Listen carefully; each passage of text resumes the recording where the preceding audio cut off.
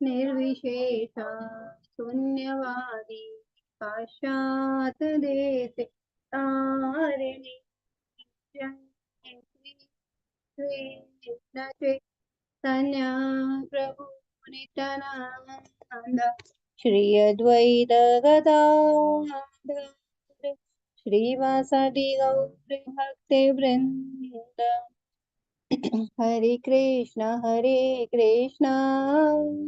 कृष्ण कृष्ण हरे हरे हरे राम राम हरे हरे हरे कृष्ण कृष्ण कृष्ण हरे हरे हरे राम राम हरे हरे हरे कृष्ण कृष्ण कृष्ण हरे हरे हरे राम राम राम हरे हरे हरे कृष्णा सभी को। हरे कृष्णा। आप सभी का स्वागत है आज की कक्षा में। और आज हम 14 चैप्टर में पहुंच गए हैं जो कि बहुत सुंदर है और ये हमें बहुत ही सारा ज्ञान मिलने वाला है आज के अध्याय में। और जो हम अपनी इच्छाएं व्यक्त करते हैं और जो हम तीनों गुणों में रत रहते हैं तो हम कैसे इन गुणों तो हम कैसे इन गुणों के बारे में भी हम जानेंगे। ये तीन गुण क्या है और इन तीनों गुणों के प्राकृतिक लक्षण क्या है, ये हमें कैसे बांधते हैं और इन गुणों से हम कैसे बच सकते हैं, अपने आप को कैसे बाहर निकाल सकते हैं, तो ये सब आज के अध्याय में हमें पता चलेगा। आज के अध्याय का नाम है प्रकृति के तीन गुण विभाग योग। तो शुरू करते हैं क्योंकि ये हमें बीमारी बताएगा कि हमारी ये भौतिक संसार में हम आए क्यों हैं और यहाँ पे बंद क्यों गए ना, तो ये हमें बीमारी का पता लगाएगा। क्योंकि जब हमें बीमारी का पता चल जाता है तो उसका सही तरीके से इलाज शुरू हो जाता है। और जब हम इलाज उसका लेते हैं तो क्या होते हैं, हम स्वस्थ हो जाते हैं। तो ये जो तीन अध्याय है हमें हमारी बीमारी के बारे में बताएंगे और इलाज क्या है ये भी बताएंगे। तो आज के अध्याय में चलते हैं। राधा गोविंद जी को प्रणाम करते हैं उनके चरणों में, और हम अपने सभी आचार्यों को, प्रभुपाद जी के चरणों में कोटि कोटि दंडवत प्रणाम, और सभी आचार्यों को भी हम बहुत प्रणाम करते, सत सत प्रणाम। और आज का अध्याय हम प्रारंभ करते हैं। श्री भगवान उवाच परम भूय प्रवक्ष्यामि ज्ञानानां ज्ञानमुत्तमं यज्ञात्वा मुनयः सर्वे परां सिद्धिमितो गताः।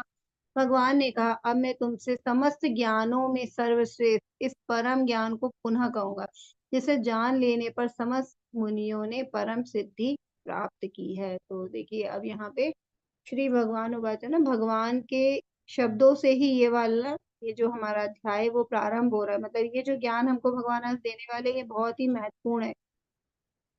क्योंकि हम जो तीनों गुणों से बंधे हुए हैं, है ना, और उससे हमें पता चलेगा कि हम तीनों गुणों से क्यों बंधे हैं और क्या कारण है, और क्या कारण है कि हम अपने आप को भगवान तक कैसे हम भगवान तक ले जा सकते हैं। तो ये सब हमें आज ज्ञान देने वाले भगवान, और भगवान खुद ही यहाँ पे कह रहे हैं कि समस्त ज्ञानों का सर्वश्रेष्ठ परम ज्ञान अब भगवान हमसे बताएंगे। और इसको सुनने के बाद ऋषि मुनि तक परम सिद्धि को प्राप्त कर लिए ना, क्योंकि ऋषि मुनि भी क्या है, जब उन्हें पता है कि हमारे बंधने का कारण क्या, हम इस संसार में क्यों आए हैं और हम इस संसार में कैसे अपने आप को भगवान तक ले जा सकते हैं, जब उन्हें ये ज्ञान हो जाता है तो वे अपने परम सिद्धि के लिए ना परम सिद्धि के लिए कार्य करते हैं। मतलब जिससे हम बच सकते हैं ना, तीनों गुणों से हम ऊपर जा सकते हैं, क्योंकि जब तक हम तीनों गुणों से ऊपर नहीं जाएंगे तब तक हम भगवान की प्राप्ति नहीं कर सकते, परम सिद्धि प्राप्त नहीं कर सकते। तो ऋषि मुनि ने भी तीनों जो गुण है उनका ज्ञान प्राप्त किया और इससे ऊपर जाने की जो विधि है उसको अपनाया और तीनों गुणों से ऊपर चलेगा और वो परम सिद्धि को प्राप्त हो गए। 13वें अध्याय में ये स्पष्ट बताया है कि प्रकृति की गुणों की संगति के फलस्वरूप ही जीव इस भौतिक जगत में बदते हैं। तो हमने जाना था कल के अध्याय में, वहां पे भगवान ने जब प्रकृति और पुरुष के बारे में बताया था तो बताया था ना कि ये पुरुष है जो कि भोगता है ना, और ये किसको भोग रहा है, प्रकृति के ही जो संसाधन है उनको ही भोगने में लगे हुए। तो और ये जो संसाधन को जो भोगने की हमारे अंदर जो गुण से हम प्रभावित हो जाते हैं उसके कारण ही हम इनको भोगने में लगे हुए। तो हम कैसे, और इसको भोगने के कारण हम उस भौतिक जगत में बंध गए हैं, है ना। हम यहाँ से हम कैसे निकलेंगे, तो आज के अध्याय में हमें पता चलेगा। अब इस अध्याय में भगवान स्वयं बताते हैं कि वे प्रकृति के गुण कौन कौन से हैं और वे किस प्रकार क्रिया करते हैं, किस तरह बांधते हैं और किस प्रकार मोक्ष प्रदान करते हैं। तो देखिए, आज हमें विस्तार से हम तीनों गुणों के बारे में पढ़ेंगे, हम सब कुछ जानेंगे और हम सबसे ज्यादा ये भी जानेंगे कि गुणों से हम कैसे बच सकते हैं ना, कैसे हम अपने आप को इसी पृथ्वी में, है ना, मतलब ऐसा नहीं कि हमें ये देह त्यागने की आवश्यकता है इस तीनों गुण से ऊपर उठने के लिए। हम इसी देह में रह के इस प्रकृति, भौतिक प्रकृति में क्योंकि आ गए हैं ना, अब अज्ञानतावश तो आ गए हैं, लेकिन अब अगर हमें ज्ञान हो जाएगा कि इस हमें हम इससे कैसे बच सकते हैं, तो हम उसके मार्ग को अपनाएंगे और हमें मोक्ष की प्राप्ति होगी। हम इस अध्याय में जिस ज्ञान का प्रकाश किया गया उसे अन्य पूर्व अध्यायों में दिए गए ज्ञान में श्रेष्ठ बताया गया। इस ज्ञान को प्राप्त करके अनेक मुनियों ने सिद्धि प्राप्त की और वैकुंठ लोक के भागी हुए। देखिए, अगर हमने इसको बहुत अच्छे से, जो भगवान ने ये तीनों गुणों से बचने का जो मार्ग बताया, अगर हम उसको बहुत अच्छे से अपना लेते हैं, तो हम भी भगवान के धाम जा सकते हैं ना, बैकुंठ हम जा सकते हैं, क्योंकि ऋषि मुनि ने भी अपने आप को इसी मार्ग से अपने आप को सिद्धि प्राप्त कर लिया। अब भगवान इसी ज्ञान को और अच्छे ढंग से बताने जा रहे हैं। यह ज्ञान अभी तक बताए गए समस्त ज्ञान योग से कहीं अधिक श्रेष्ठ है और इसे जान लेने पर अनेक लोगों को सिद्धि प्राप्त है। तो वही बात भगवान कह रहे हैं कि इसको अच्छे से समझो, इसके लक्षण क्या है, कौन कौन से गुण है, इसके लक्षण क्या है, ये किस प्रकार हमें बांध देते हैं और हम किस प्रकार इससे अपने आप को बचा सकते हैं, अपने आप को बंधने से अपने आप को रोक सकते हैं, और हम कैसे, क्योंकि अगर हम ये तीनों गुणों के ऊपर चले गए तो हम भी भगवान के द्वारा, मतलब भगवान के धाम चले जाएंगे। क्योंकि हमने अभी कई अध्याय में पढ़ा ना, भगवान ये तीनों गुणों को नियंत्रण करते हैं और तीनों गुणों के ऊपर भगवान होते हैं ना। ये जो तीनों देवियां होती हैं नियंत्रण करती हैं, और इसके ऊपर ही भगवान कंट्रोल करते हैं तीनों नियम को। तो भगवान को ये तीनों नियम नहीं बांध सकते, क्योंकि भगवान के ही द्वारा बनाए गए ये नियम, है ना। तो अगर हमें भगवान तक जाना है तो हम ये तीनों जो नियमों की जो स्तर है ना, उसको हमें पार करना पड़ेगा ना, गुणातीत होना पड़ेगा, तीनों गुणों के ऊपर अतीत होना पड़ेगा, तभी हम भगवान को प्राप्त कर सकते हैं। तो ऋषि मुनियों को उनको अपने ज्ञान से उन्होंने ये मार्ग को स्वीकार किया और वो भगवान की सिद्धि को प्राप्त किए। इस ज्ञान में स्थित होकर मनुष्य मेरी जैसी दिव्य स्वभाव को प्राप्त कर सकता है। इस प्रकार स्थिति हो जाने पर वह ना तो सृष्टि के साथ उत्पन्न होता है और न प्रलय के समय विचलित होता है। तो देखिए, इस ज्ञान को प्राप्त करके क्या होगा, हम क्या होंगे, भगवान जैसी स्वभाव को प्राप्त कर लेंगे ना। तो स्वभाव को प्राप्त करने का मतलब ये नहीं कि हम ही भगवान बन जाएंगे ना, हम भगवान कभी नहीं बन सकते, क्योंकि हम तो भगवान के दास हैं। तो ये है कि हम भगवान की जो सेवा है ना, भगवान की जो सेवा में, जो प्रत्यक्ष सेवा, उसमें हम अ, अपने आप को ले जा सकते हैं, क्योंकि हम तीनों गुणों से, क्योंकि हमारा जो स्वभाव है वो भी भगवान के ही जैसा है ना, सच्चे भगवान के सच्चित आनंद है ना। भगवान सत का मतलब होता है ना सत, शाश्वत, है ना। चित का मतलब ज्ञान और आनंद का मतलब आनंद। तो हम लोग भी सभी इसी आनंद के लिए ही धोकर भटक रहे हैं, और इसी आनंद की ही को प्राप्त करने की शायद इच्छा हमारी, और है ना, हमारे कहीं और भौतिक प्रकृति में ध्यान हो गया कि वहां पे आनंद है, तो हमने गलत इच्छा अपनी व्यक्त कर दी, है ना, रख ली, और इसी कारण भौतिक संसार में हम आ गए। अब हम इधर उधर भटक रहे, सब आनंद ही की खोज में ना, ये कर ले इसमें सुख मिलेगा, वो कर ले सुख मिलेगा, लेकिन हमें पता चलता है कि ये तो दुखालय है, कुछ भी करेंगे तो हमें दुखी मिलेगा। देखिए, आज किसी से भी पूछेंगे तो कोई ये नहीं बोलेगा कि मैं दुखी हूँ ना, सभी दुखी हैं। अब किसी से भी बात करिए ना कुछ समस्या उनकी चल ही रही है। तो इसीलिए, और हम लोग इसी में आनंद समझ के, इस दुखालय में ही हमें सुख दिख रहा था ना, क्योंकि दूर की चीज होती है सुहावनी होती है ना, दूर के ढोल सुहावने होते। तो दूर से हमें भौतिक सृष्टि बहुत ही अच्छी लग रही थी कि हमको, हमने आनंद इसमें ढूंढने, मतलब हमें इंजॉय करने के लिए हमें इच्छा व्यक्त कर दी, तो भगवान ने हमको यहाँ पे भेज दिया। जबकि हम क्या हैं, भगवान के बच्चे हैं ना। जैसे एक पिता होता है तो पिता में भी जो पुत्र होता है उसमें पिता के गुण आते ही आते हैं ना। तो हमारे अंदर भी, हमारे पिता कौन है, भगवान है, तो हमारे अंदर भी भगवान के गुण है। तो हम भगवान के स्वभाव को प्राप्त करेंगे, मतलब हम लोग भगवान के जो सच्चिद आनंद की जो भगवान की स्थिति है उसके जैसे ही हम आनंदित हो जाएंगे ना, ज्ञान से परिपूर्ण होंगे, शाश्वत हो जाएंगे। क्योंकि अभी तो हमारा शरीर है तो हम कहीं ना कहीं नष्ट होंगे, जन्म हो चुका, मृत्यु हमारी होनी है, ये तो हमारी मतलब है ही, निश्चित है कि हमारा जन्म हो चुका है तो मृत्यु हमारी निश्चित है। तो लेकिन जब हम सच्चित आनंद जो भगवान के, तो उसमें शाश्वत हो जाएंगे, तो वहां पे हम क्या होंगे, हम ही हमारा जन्म और मृत्यु से हम ऊपर उठ जाएंगे। तो सृष्टि होने के समय हम उत्पन्न भी नहीं होंगे, और जब प्रलय हो जाएगा, क्योंकि एक समय भगवान ने बोला था ना, मेरी सृष्टि, मेरी इच्छा से सृष्टि प्रकट होती है ना, उत्पन्न होती है, और भगवान की इच्छा से भगवान में विलीन हो जाती है।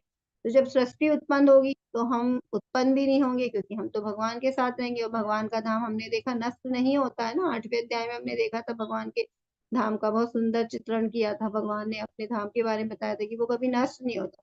हम भगवान के धाम में रहेंगे तो कभी नष्ट ही नहीं होगा, तो ना नष्ट होगा तो हम उसमें विलीन हो जाएंगे, और ना ही कभी उत्पन्न होगा तो हमें वापस इस संसार में भोग करने के लिए आना पड़ेगा। तो ये हम जब स्थिर, तो इसीलिए ये ज्ञान हमारे लिए सबके लिए बहुत ही ज्यादा महत्वपूर्ण है ना। और इसीलिए यहाँ पे हम ज्ञान योग के द्वारा अब हम अपने को कैसे भक्ति में स्थिर कर सके, कैसे भगवान की माया जो बहुत ही दुरत्यया है ना, मम माया दुरत्यया, तो भगवान की जो माया, भगवान ने स्वयं बोला कि मेरी माया बहुत ही कठिन है, जटिल है, तो इससे बचने के लिए हमें भगवान ज्ञान भी दे रहे हैं ना।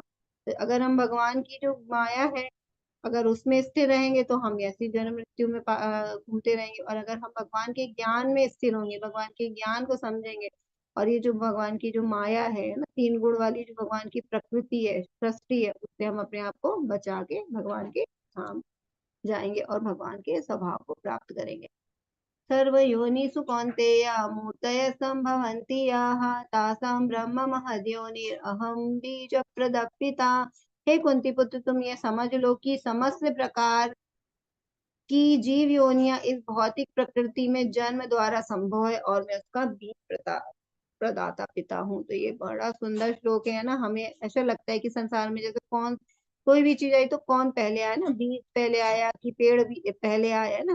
तो हम हमेशा यही सोचते रहते हैं कि क्या पहले आया। तो देखिए यहाँ पे अभी हम कहीं भी सोचेंगे तो इसका जवाब नहीं मिलेगा, लेकिन भगवत गीता में इसका हमारे पास उत्तर है कि भगवान कह रहे हैं कि समस्त प्रकार की जितनी भी जीव योनियां हैं, सब भगवान से आई है ना, सब। और भगवान ने क्या, बीज प्रदाता, भगवान बीज देने वाले। तो मतलब कोई भी चीज बीज से है ना, पेड़ देखते हैं या कोई भी चीज होती है ना, बीज से उत्पन्न होती है ना।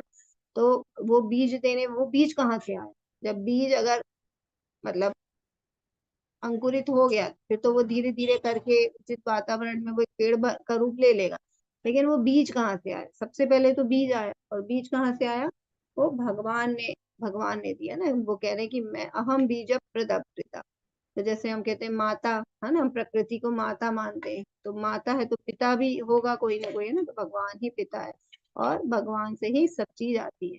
तो बीज देने वाले जो पिता है वो भगवान ही है।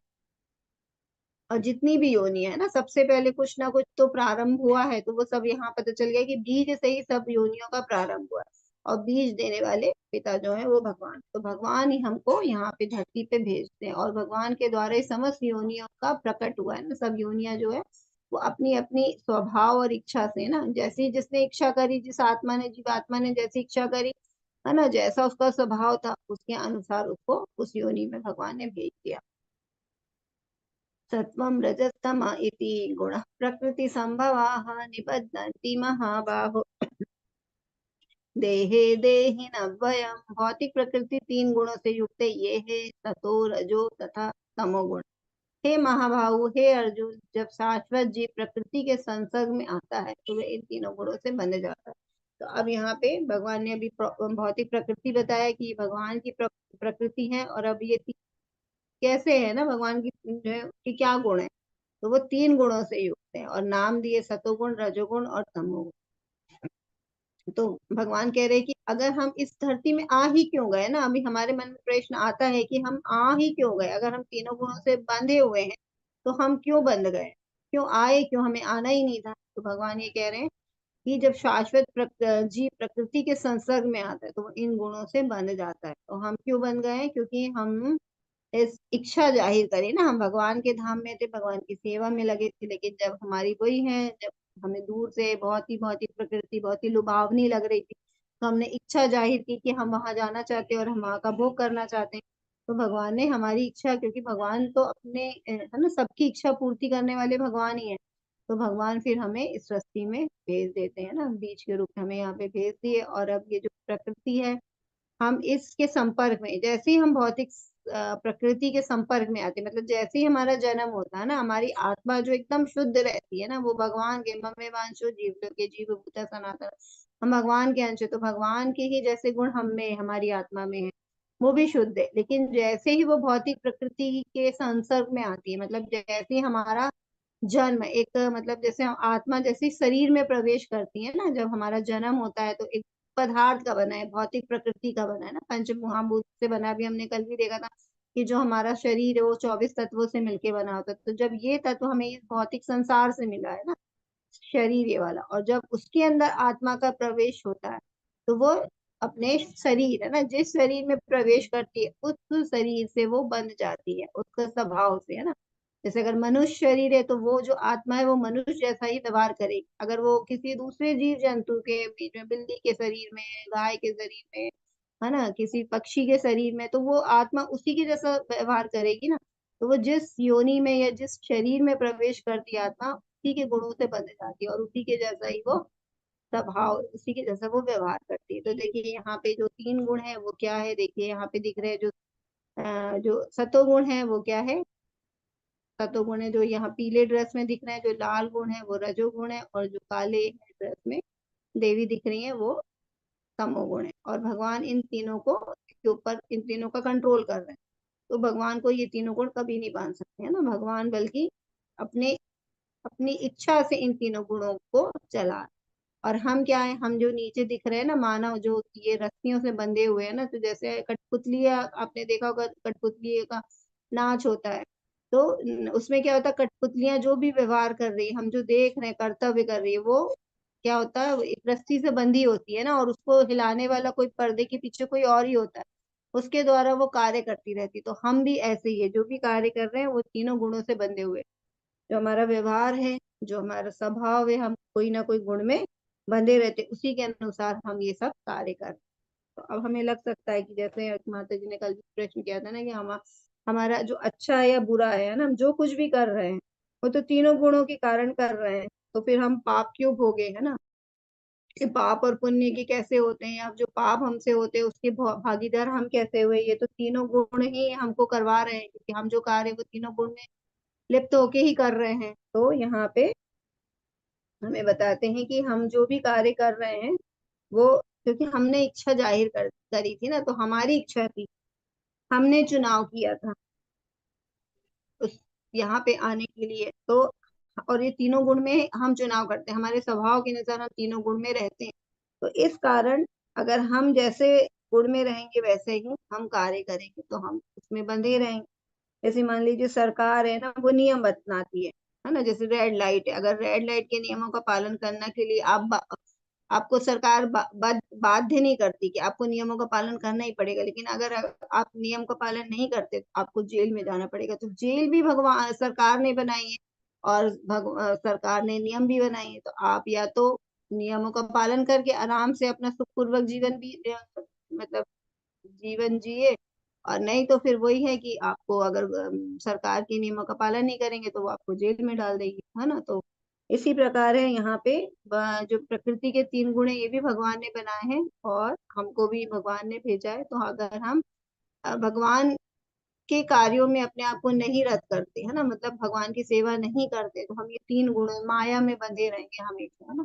तो दोनों हमारी किंचित स्वतंत्रता दी भगवान ने, हम दोनों ही मार्ग में जा सकते हैं, या तो हम भगवान की सेवा को चुन सकते हैं और अपने आप को इन तीनों गुणों से बचा सकते हैं, क्योंकि ये अगर हम भगवान के हैं तो भगवान की ये जो माया है हमें कभी भी ना हमको प्रभावित नहीं कर सकती। उसमें कहा ना कि भगवान ने बोला मेरी माया है, और ये मेरे शरणागत हो जाते हैं उनको ये माया कुछ नहीं कर सकती, है ना। जैसे अगर हम देखेंगे तो जैसे एक छोटा ऐसे ही भौतिक एग्जांपल है, लेकिन इससे भी हम समझ सकते हैं। एक्चुअली हम उदाहरण से इसलिए समझते हैं ताकि हम, क्योंकि हमारी बुद्धि अभी भौतिक ही है, हमने तो आध्यात्मिक लोग देखा नहीं है ना, तो वहां पे कैसे क्या कार्य हो रहा है, हमें नहीं पता, लेकिन यहाँ भगवान के शब्दों को तो हम उदाहरणों से समझने का प्रयास करते हैं। जैसे एक मान लीजिए किसी का पालतू कुत्ता है ना, तो वो अगर हम उसके घर जाएंगे, है ना, तो वो कुत्ता हमको भौंकेगा, हम उसके घर में प्रवेश नहीं कर पाएंगे। लेकिन अगर वो व्यक्ति हमको पहचानता है और वो हमको चाहता है कि हम उसके घर में आए, तो वो अपने कुत्ते को बोलेगा बैठ जाओ, है ना, बैठ जाओ, एक जगह बैठा देगा। तो वो फिर कुछ नहीं करेगा उसका पालतू कुत्ता, है ना, और हम आराम से उसके घर में प्रवेश कर जाएंगे। तो इसी प्रकार ये जो माया है वो भगवान की है। अगर हम भगवान के बन जाते हैं ना, भगवान की भक्ति करते, तो ये जो माया है वो भगवान हमको एक तरफ कर देंगे माया को, कि ये मेरा भक्त है, इस पे प्रभाव दिखाना नहीं है ना, तो वो हम पे प्रभाव नहीं डाल पाए। तो इस प्रकार हम, तो स्वतंत्रता हमारी है कि हम भगवान की सेवा चुनते हैं, हम माया की सेवा करना चाहते हैं। और ये जीव में ये स्वाभाविक स्वभाव होता है उसका, मतलब ये स्वभाव ही होता है कि वो किसी न किसी सेवा में लगा ही रहता है। या तो वो भगवान की सेवा कर ले, भगवान की नहीं करेगा तो वो माया की सेवा करेगा ना, अपने परिवार की करेगा, समाज की करेगा, अपनी इच्छाओं के लिए भागेगा, तो वो तो कुछ ना कुछ उसको तो करना ही है।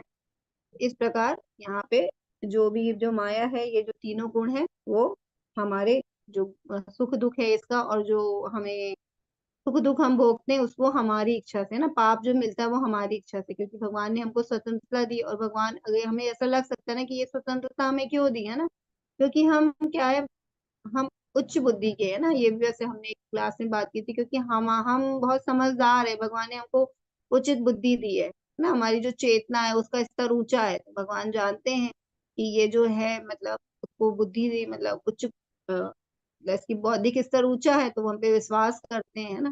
इसलिए अब हमारी बुद्धि का अच्छे से हम अगर उपयोग करते हैं तो हम भगवान की भक्ति को चुनते हैं, और ये तीनों गुण से हम ऊपर उठ सकते हैं। हे निष्पाप, अब हम यहाँ जानेंगे कि तीनों गुण होते क्या। अभी तो हमने नाम जाने, अब हम जानेंगे तीनों गुण के लक्षण क्या है। हे निष्पाप, सतोगुण अन्य गुणों की अपेक्षा अधिक शुद्ध होने के कारण प्रकाश प्रदान करने वाला और मनुष्यों को सारे पाप कर्मों से मुक्त करने वाला है। जो लोग इन गुण में स्थित होते हैं वे सुख तथा ज्ञान के भाव से बंध जाते हैं। तो देखिए अब यहाँ पे भगवान एक एक गुण के लक्षण बताएंगे। तो अभी सतोगुण के लक्षण जान रहे हैं। जो सतोगुणी व्यक्ति होता है ना, वो बहुत शुद्ध स्थिति में होता है, मतलब उसका जो ज्ञान होता है ना वो बहुत शुद्ध होता है, सात्विक ज्ञान जिसको हम कहते हैं सतोगुणी होता है ना, सात्विक ज्ञान होता है, और वो भगवान की भक्ति में लगा रहता है। उसके पास ये ज्ञान होता है कि उसे क्या करना है क्या नहीं करना, उसको अपने जीवन को कैसे अच्छे से जीना है, अपने शरीर, मतलब अपनी जो क्रियाशील है, अपना जो कार्यकलाप है, अपनी दिनचर्या, वो बहुत अच्छे से रखता है। और वो शास्त्रों का अध्ययन भी करता है। तो इस प्रकार क्या है, प्रकाश प्रदान करने वाला है ना उसका जीवन, अच्छे कार्य करता है तो वो प्रकाश प्रदान करने वाला, मनुष्य के सारे पाप कर्मों से मुक्त करने वाला है। तो जब उसको, क्योंकि वो उसको ज्ञान होता है इतना, ऐसे कौन से कर्म या ऐसे कौन से कर्म मैं करूंगा कि मैं पाप से बंध जाऊं, तो वो ऐसे कर्मों से मुक्त होता है, वो ऐसे कर्म करता नहीं है, तो वो ऐसे पाप युक्त कर्मों से मुक्त रहता है। जो लोग इस गुण में स्थित होते हैं, सुख तथा ज्ञान के भाव से बंधे जाते हैं। तो इनमें मतलब बहुत सब कुछ अच्छा होता है, लेकिन फिर भी एक इसके अंदर थोड़ी सी कमी रहती है इस गुण की, कि ये जो सत्वगुणी लोग होते हैं वो, क्योंकि बहुत अच्छा जीवन है ना, लाइफ स्टाइल उनकी अच्छी होती है, मतलब वो एक बहुत ही व्यवस्थित तरीके से अपने जीवन को जीते हैं, और सात्विक बुद्धि वाले होते हैं, पाप कर्म नहीं करते हैं, तो वो थोड़े सुख अनुभव करते हैं, क्योंकि जो हमारे जीवन में दुख आते हैं वो पापों के ही फल से आता है। और सुखी सुखी जीवन है ना, और ज्ञानी होते हैं क्योंकि वो वेदों का अध्ययन वगैरह करते हैं, तो ज्ञान रहता है, लेकिन वो इसके ही अहंकार में बंध जाते हैं ना। मतलब सतोगुणी व्यक्ति है वो बहुत सुखी है और ज्ञानी है, लेकिन उसके भी भाव है, हम देखते हैं ना, जो ज्यादा ज्ञानी होते हैं उनको भी कहीं ना कहीं अहंकार होता है, तो वो इसके ही सुख के भाव से बंध जाते हैं। मतलब बंधना तो है, सतोगुणी भी देखिए बंधा हुआ है ना, इसलिए हम कह रहे तीनों गुण वाले बंधे रहते हैं। हे कुंती पुत्र, रजोगुण की उत्पत्ति असीम आकांक्षा तथा तृष्णाओं से होती है, और इसी के कारण कारण से ये देहधारी जीव सकाम कर्मों से बंध जाते हैं। तो अब रजोगुण के बारे में भगवान बता रहे हैं कि जो रजोगुण की उत्पत्ति है ना, जो ऐसे जो बहुत सारे लोग हम देखते होंगे ना, जो हम देखते हैं कि बहुत ज्यादा ही क्या होते हैं, आकांक्षाएं होती है, बहुत सारी इच्छाएं होती है ना, उसके पीछे भागते रहते हैं, और उसको पूरा करने में उनको मेहनत भी है ना। जैसे बहुत सारे लोग हैं बहुत ज्यादा पैसा कमाना चाहते हैं, बहुत बड़े बड़े मकान चाहते हैं, बड़ी बड़ी गाड़ी चाहते हैं, और बहुत सारी चीजें, मतलब उनकी इच्छाएं खत्म ही नहीं होती, और ये असीम इच्छा, मतलब आकांक्षाएं कैसी होती है हमारी ना, अगर हम एक इच्छा पूरी भी कर लेना तो दूसरी इच्छा पैदा हो जाती है, दूसरी पूरी करे तो तीसरी, है ना, ये हम सबके साथ है। तो मतलब जो इच्छाएं हैं वो कभी किसी की पूरी नहीं होती है ना। और तृष्णाएं, तृष्णाएं का मतलब होती है प्यास, है ना, अधिक से अधिक कार्य करते हैं वो, प्रतिस्पर्धा होती है, अपने आगे वो किसी को निकलने नहीं देते, तो उसके लिए बहुत मेहनत करते हैं ना, निरंतर कार्य करते हैं, और वो उसमें भी कभी भी संतुष्ट नहीं होते, क्योंकि फिर भी उनको वो दुख में ही रहते, क्योंकि अगर एक चीज उनको प्राप्त हो गई, मान लीजिए उनको एक अच्छी गाड़ी की इच्छा है, लेकिन वो गाड़ी मिल गई, लेकिन वो कितने दिन सुखी रहते, क्योंकि अब इनकी इच्छा और अच्छी लेने की हो गई है ना। मोबाइल देखते हैं, है ना, जल्दी जल्दी मोबाइल बदलते हैं क्योंकि नए नए फीचर्स आ जाते हैं, तो उनको उसी में आकांक्षाएं लगी रहती है कि उसमें संतुष्टि नहीं रहती है कि अब ये हमारे पास सफिशियंट है, जब तक चलेगा ठीक है, लेकिन कुछ दिन बाद फिर इच्छाएं बढ़ जाती कि नहीं अब तो नया लेना है। तो इस प्रकार उनकी जो इच्छाएं होती हैं वो कभी, क्योंकि किसी की भी इच्छा का कोई अंत नहीं है, तो अब उनकी असीम इच्छाओं के कारण, तृष्णा के कारण वो भागते रहते हैं जिंदगी भर।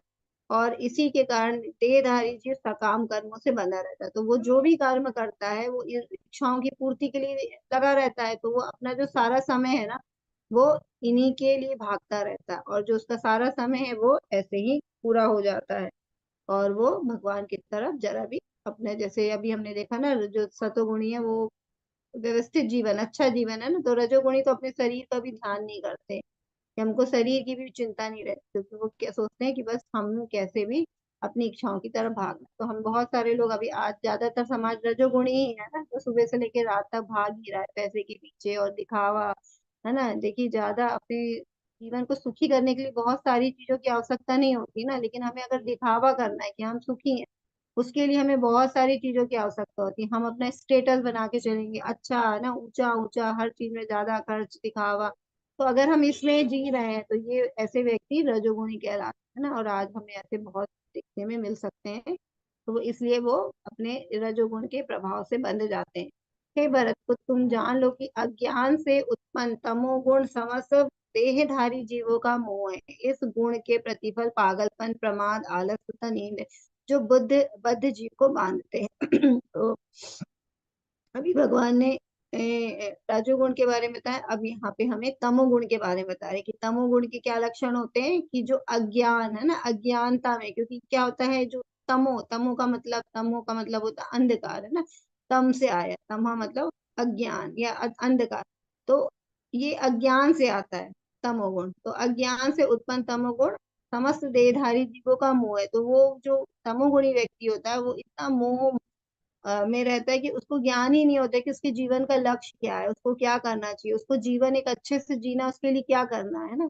और वो पागलपन, है ना, उसका प्रतिफल क्या होता है, पागलपन, प्रमाद और नींद और आलस। तो मतलब वो इसकी इच्छाएं भी रहेगी ना तो वो उसके लिए आलस करेगा ना, जैसे अभी हमने जाना सतोगुणी व्यक्ति को बस ज्ञान होता है ना, स्वाध्याय करता है, पुण्य कर्म करता है, और जो रजोगुणी है वो कम से कम अपने अपने लिए कार्य करता है, अपनी इच्छाओं की पूर्ति के लिए ना, लेकिन गलत कार्य नहीं करता, है ना, अच्छे सकाम कर्म कर धर्म युक्त कर रहा है, लेकिन ये कि वो भगवान के लिए ना करके अपने लिए कर रहा है, अपनी इच्छाओं की पूर्ति के लिए कर रहा है, मतलब उसको इतना ज्ञान तो है कि अच्छा क्या है।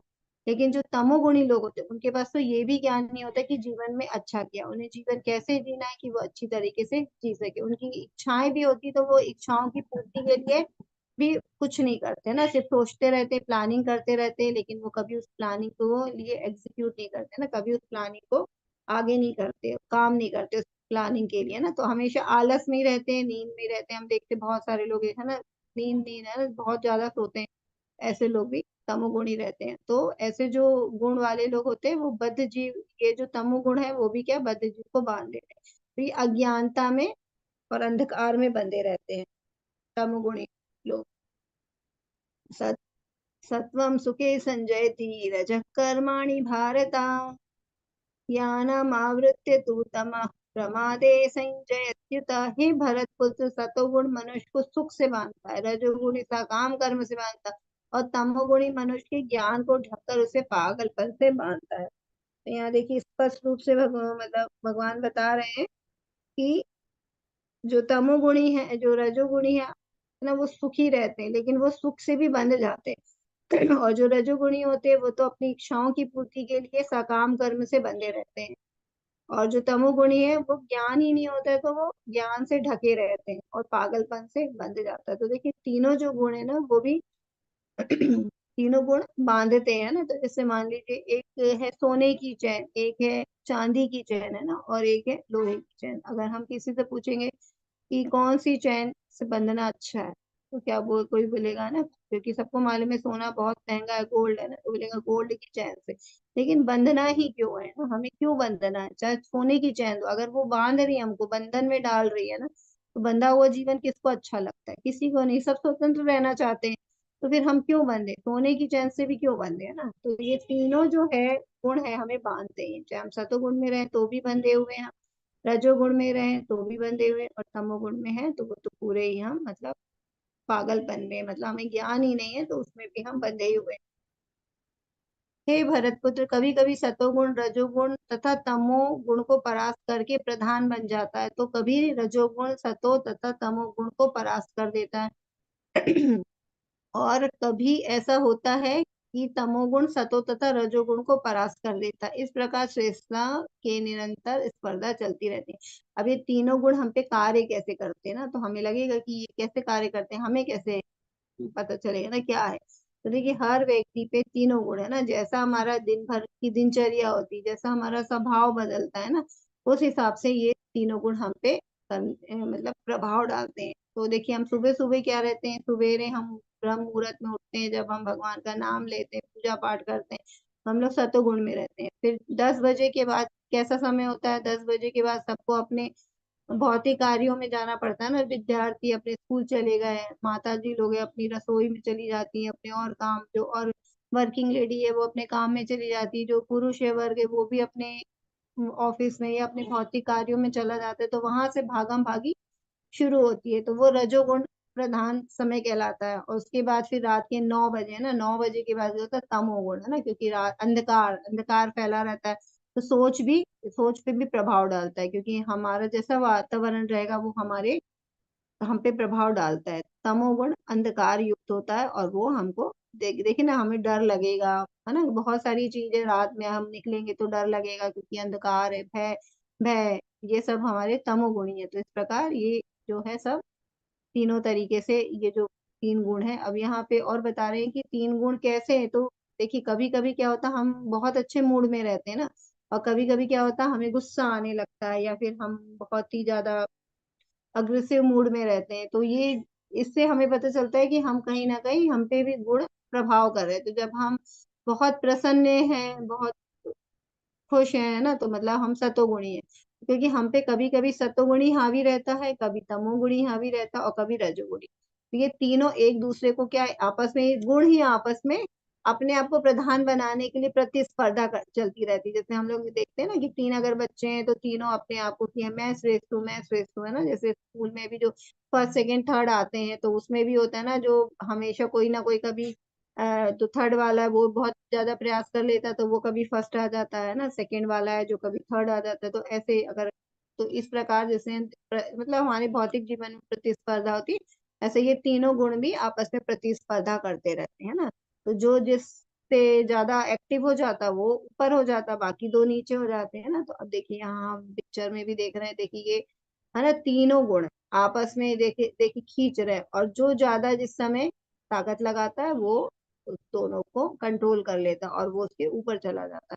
तो इस प्रकार हम देखते हैं कि तीनों आपस में प्रतिस्पर्धा चलती रहती है, और कोई ना कोई गुण हमारे माइंड में कार्य करता रहता है। सतोगुण की व्यक्ति को तभी अनुभव किया जा सकता है जब शरीर के सारे द्वार ज्ञान के प्रकाश से प्रकाशित होते हैं। तो अब हमको लग रहा होगा कि हम अगर सतोगुणी, हम कैसे पता करें कि हम सतोगुण में है ना। हम हर कोई व्यक्ति चाहता है कि जब तीनों गुण में सबसे ऊपर है सतोगुण, तो हम सतोगुण में रहें, और हमें प्रयास करना भी चाहिए कि हम सतोगुण में रहें।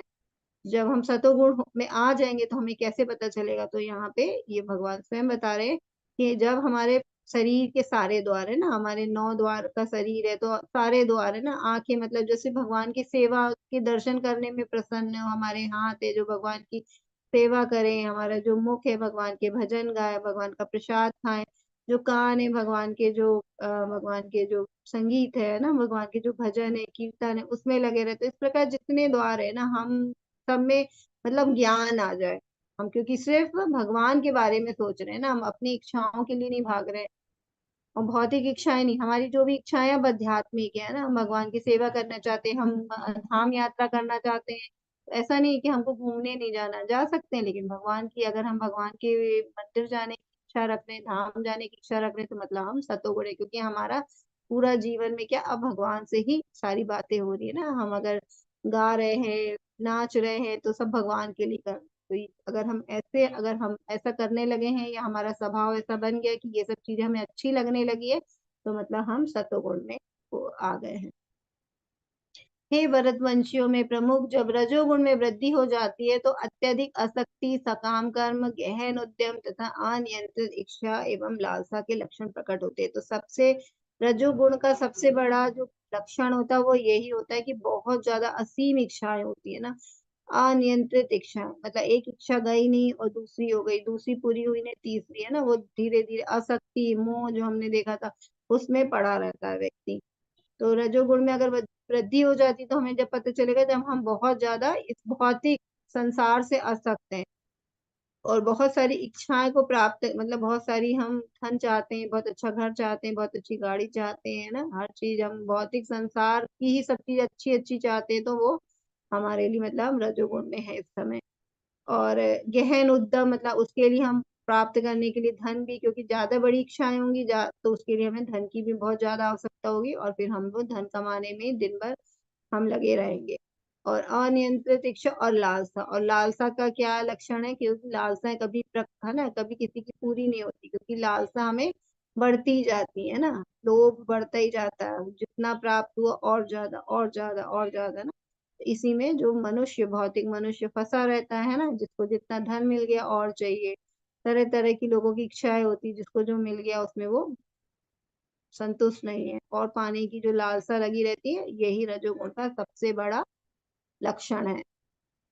जब तमोगुण में वृद्धि हो जाती है तो हे कुंती पुत्र, अंधेरा, जड़ता, प्रमत्ता तथा मोह का प्राकट्य होता है। तो तमोगुण वाला व्यक्ति क्या होता है, देखो हम जो अपने ही मतलब देखिए तमोगुण रजोगुण वाला अपने कम से कम इच्छाओं को पूर्ति करने के लिए ना, मतलब गलत कार्य नहीं कर रहा है, वो ये धन कमा रहा है लेकिन सही मार्ग से सकाम कर्म कर रहा है ना, धर्म युक्त कर रहा है। लेकिन जो तमोगुणी है वो तो अपने शरीर का भी ध्यान नहीं दे रहा है ना, और वो अपने आप को अंधकार में रख रहा है, वो अपने जीवन को ही बर्बाद करने में लगा हुआ, उसको इतना भी ज्ञान नहीं है कि मेरा जीवन को मैं कैसे अच्छे से रख सकूं, हमें कैसे अच्छा जीवन, अच्छी तरह जीवन जीना चाहिए।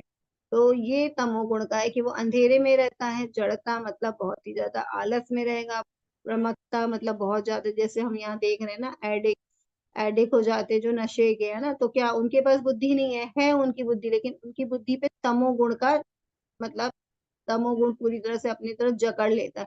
तो उनको अपने ही बारे में, अपना भविष्य के बारे में वो नहीं सोच पाते, अपने ही इस शरीर को अच्छे से स्वस्थ नहीं रख पाते, तरह तरह के जो नशे कर लेते हैं, और वो उस क्या करते, उसके बाद क्या होता है, उनका जीवन अंधकार में हो जाता, क्योंकि वो ना तो उससे कभी बाहर निकल पाते हैं, और कोई प्रयास भी करता है तो फिर भी वो उनको बहुत ही मुश्किल होती है। तो ये जो होता है वो मोह में जकड़े रहते हैं। तो ये तमोगुण का लक्षण है। जब कोई सतोगुण में मर जाता है तो वे शुद्ध उच्च ग्रहों की ओर जाता है। तो अभी हमने जाना तीनों गुणों के बारे में, तीनों गुणों के लक्षण जाने, और वो कैसे किस तरह हमें बांधते हैं वो भी हमने जाने, और उनके गुण क्या है ये भी जाने। अब यहाँ पे अगर हम किस गुण में रहते हैं और हमारी अगर उस गुण में, हम किसी एक गुण में तो रहेंगे ही, तो ये तो हमारा स्वभाव ही है। तो हम अगर किस गुण में रहेंगे और जब हमारी मृत्यु होगी तो हमारा जो गंतव्य है ना वो भगवान के, वो कहाँ कहाँ पहुंचाता है हमें, है ना, किस गुण में हमारी मृत्यु होती तो हम कहाँ तक पहुंच पाते हैं।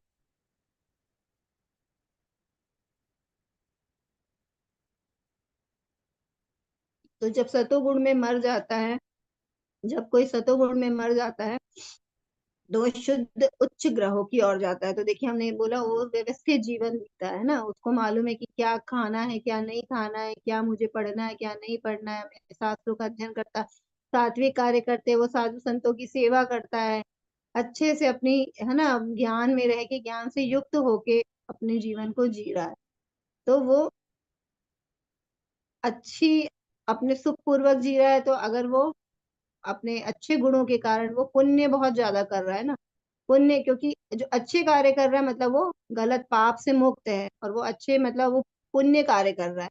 तो अगर पुण्य कर रहा है तो वो कहाँ जाएगा, हमने जाना था ना, जो पुण्य करते हैं वो उच्च ग्रहों को जाते हैं, मतलब जहाँ देवी देवता रहते हैं वहां जाते हैं, स्वर्ग जाएंगे, वहां पे आनंद भोगते हैं ना, बहुत सालों तक जितना उनका पुण्य रहता है वहां पे वो आराम से वहां पे सुख में बहुत आ, भोग है, वहां पे भोग करते हैं, आराम से सुखपूर्वक रहते हैं। तो ये सतोगुण का है। लेकिन हमें ये जानना चाहिए कि जब हमने ये भी पढ़ा था कि जब सतोगुण नहीं मतलब जब स्वर्ग जाता है व्यक्ति, उच्च ग्रहों में जाता है, तो क्योंकि उच्च सबसे उच्च ग्रह ब्रह्मा जी का, तो उनकी भी आयु एक स्थिर है ना, मतलब उनकी भी एक आयु है, मतलब उनकी भी, वो भी जन्म मृत्यु से तो मुक्त वो भी नहीं है। तो उच्च ग्रहों में जाके स्वर्ग जाएंगे या तप लोग, जना लोग, अभी हम देखेंगे थोड़ा सा कितने लोग हैं और किसको उच्च ग्रह बोलते हैं। तो जो उच्च ग्रह भी जाएंगे तो वहां पे भी क्या होगा, जैसे हमारे पुण्य खत्म होंगे हमको वापस इस धरती में भेज दिया जाएगा, जन्म हो जाएगा।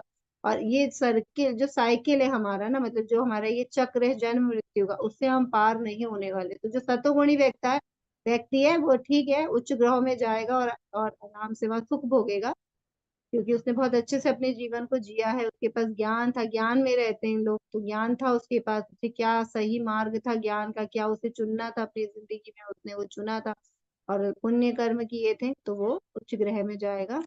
ये गणतत्व है। और अब हम रजोगुण का जानते हैं, जब कोई रजोगुण में मरता है तो वे सकाम कर्मियों के बीच जन्म ग्रहण करता है, और जब कोई तमोगुण में मरता है तो वे पशु योनि में जन्म ग्रहण करता है। तो रजोगुण में जो मरता है तो वो क्या होता है, वो सकाम कर्मियों के बीच में ग्रहण करता है। तो वो क्यों सकाम कर्मियों के बीच में ग्रहण करता है, क्योंकि उसकी मृत्यु होगी, तो जब उसकी मृत्यु होने लगेगी, उसकी तो असीम इच्छाएं है ना, उसकी इच्छाएं कभी खत्म नहीं हो रही है।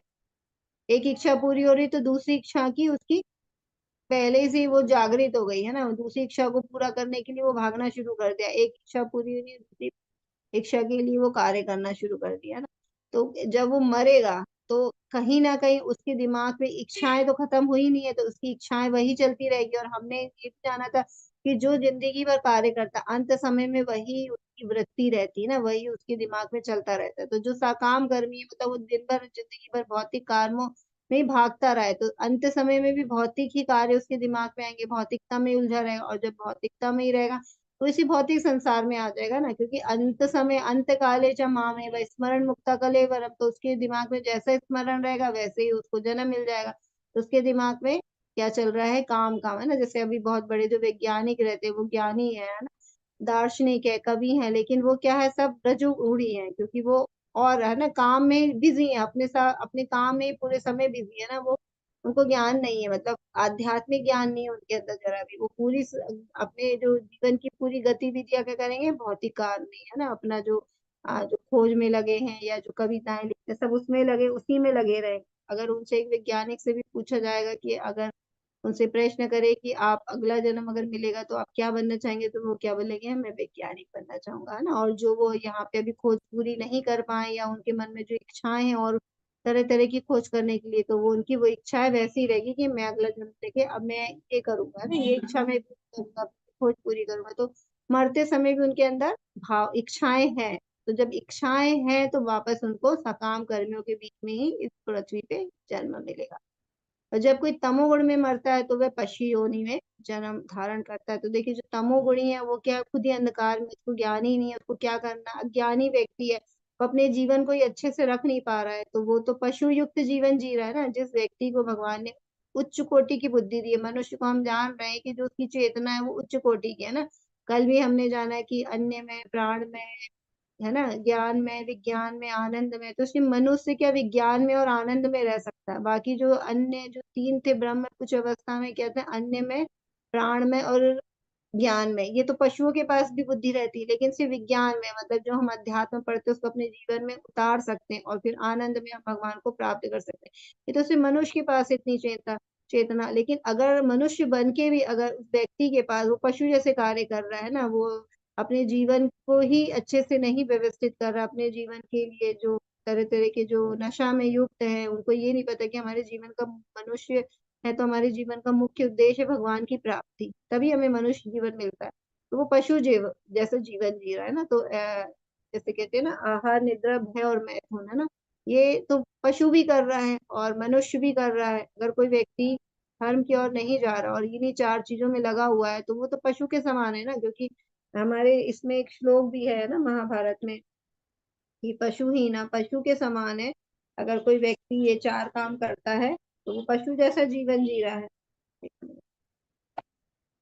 आहार निद्रा भय मैथुन च सामान्यमेतत् पशुभिर्नरा नराणाम धर्मो ही तेषाम अधिको विशेषा धर्मेण हीना पशु भी समाना। तो अगर हम धर्म का पालन नहीं कर रहे हैं अपने हम मनुष्य योनि में है, तो मनुष्य योनि में अगर हम धर्म का पालन नहीं कर रहे तो हम पशु के जैसे जीवन को जी रहे हैं। तो वो जब उसकी जब पूरा जीवन उसने पशु जैसा जिया है, तो मरते समय भी पशु वृत्ति होगी और उसको योनि भी मिलेगी, तो पशु योनि मिलेगी, तो वो पशु योनि जन्म को धारण करेगा। कर्मणा सुकृतस्याहु सात्विकम निर्मलम फलम रजसस्तु फलम दुःखम अज्ञानम तमसः फलम। पुण्य कर्म का फल शुद्ध होता है और सात्विक कहलाता है, लेकिन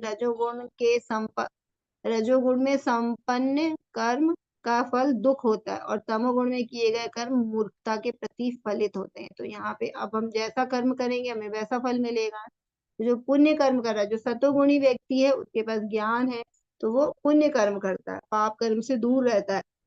उसको वेदों का भी ज्ञान होता है कि कौन से कर्म से मुझे पाप लगता है, तो वो उन कर्मों से दूर रहता है। तो अगर वो पुण्य कर्म करेगा करेगा तो उसका जो फल होगा उसको शुद्ध मिलेगा, सात्विक होगा, है ना।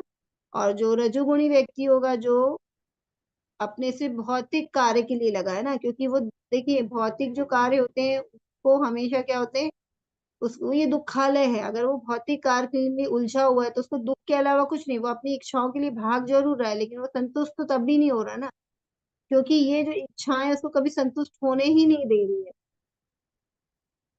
और उससे क्या, उसको दुख ही मिल रहा है, क्योंकि अगर वो संतुष्ट हो जाएगा ना तो वो सुख का अनुभव करेगा, लेकिन वो संतुष्ट ही नहीं है, तो उससे वो हमेशा दुखी प्राप्त होगा। तभी तो उसको नई इच्छाएं हो रही, क्योंकि उससे वो संतुष्ट नहीं हुआ। आज मुझे नया मोबाइल मिल गया, मैं प्रसन्न हूँ, लेकिन अगर मैं संतुष्ट हूँ उससे तो मैं उसमें सुख का अनुभव करूंगी। लेकिन मैं संतुष्ट हुई, 4 दिन बाद मुझे लगा कि अरे मार्केट में तो इससे भी अच्छा मोबाइल आ गया, उसमें बहुत अच्छे फीचर्स है, तो मेरी आवृत्ति उसको प्राप्त करने में लग गई, तो फिर मैं दुखी हो गई कि अरे मुझे तो अब वो इतना महंगा है, उसको प्राप्त करने के लिए बहुत सारे कार्य करने पड़ेंगे, बहुत सारा पैसा इकट्ठा करना पड़ेगा, तो वो सुखी ही नहीं रहेगा। तो वो उसका जो परिणाम फल होगा, संपन्न जो उसके कर्म होगा, उसका जो परिणाम मिलेगा उसको दुख ही मिलेगा ना, दुख के अलावा कुछ भी नहीं मिलेगा। और जैसे हमने पढ़ा भी था ना, ये ही संस्पर्जा होगा दुख यो नव एव च, है ना। तो ये जो संसार के अगर हम कार में ही अपने आप को लगाए रखेंगे तो केवल दुख ही प्राप्त होगा। और तमोगुण में किए गए कर्म मूर्खता के प्रतिफलित होते हैं, तो वो मोह में रहते हैं, अज्ञानता में रहते हैं ना, तो वो कोई भी काम अच्छा करते ही नहीं है, है ना। मूर्ख व्यक्ति कैसे, अज्ञानी व्यक्ति कैसे कोई काम अच्छा करेगा। तो अगर वो काम अच्छा कर नहीं रहा है तो वो उसका जो फल होगा, वो गलत कार्य कर रहा है तो उसका परिणाम ही गलत होगा। उसका जीवन ही, अगर कोई वो नशा में एकदम अपने आप को, है ना, पूरी तरह से अपने आप को नशे में ही रख लिया है, मतलब पूरी तरह से रत है नशे में, तो उसका क्या होगा ना, उसका ना तो शरीर काम करेगा, ना उसकी जो शक्तियां हैं शरीर की वो भी सब क्षीण हो जाएगी, उसका पूरा जीवन बर्बाद हो जाएगा।